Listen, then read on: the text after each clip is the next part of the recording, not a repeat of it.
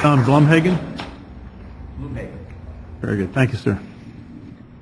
Apologize for the... No, that's fine. As a side note to start, my son is an African-American student here at Jones High School. He got all high fives in his FCAT. He loves science and math, as I do, and he's planning on pursuing an engineering degree at the University of Florida. Very good. I found it interesting as I was reading the proposed standards that suggest evolution is fact, standards that suggest that the Bible isn't true when it says the world was created in 6 days. Even though the Bible clearly says Jesus himself was a creator, Jesus himself talks about creation, the first man and woman. Jesus proved he was God by raising from the dead. These standards suggest that that isn't true. Well, the only question I have for those who believe that is, this apple I've been eating here, is it bitter or is it sweet? Well, you can't answer truthfully because you haven't tasted my apple. Well, neither have some of those folks tasted my Jesus.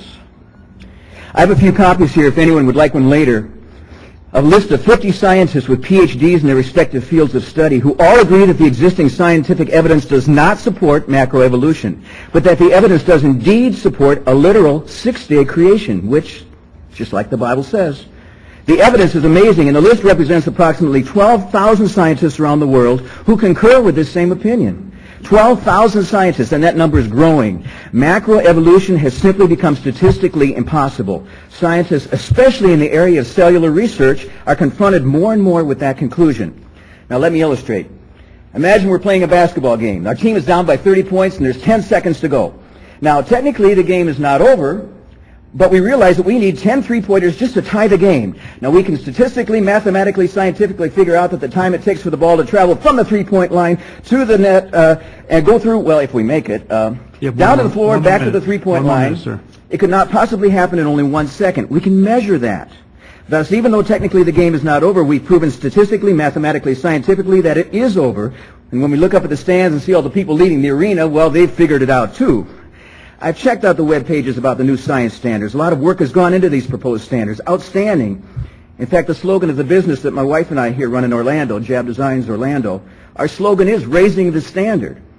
Now, I haven't seen the revisions that Mary talked about, but change the verbiage that limits us to calling macroevolution theory factual science. It is not. It has become statistically impossible. And actually, it cannot even be true science because no one can go back and observe the events as they occurred, which true science demands. Let's not be afraid to examine the available facts, wherever they may take us. Examine the evidence. Examine evolutionary thought. Examine intelligent design. Let us as teachers be deserving of the apples of appreciation that our future students give us when we let them develop their own critical thinking and come to their own conclusions. Thank you very much, sir. Thank you.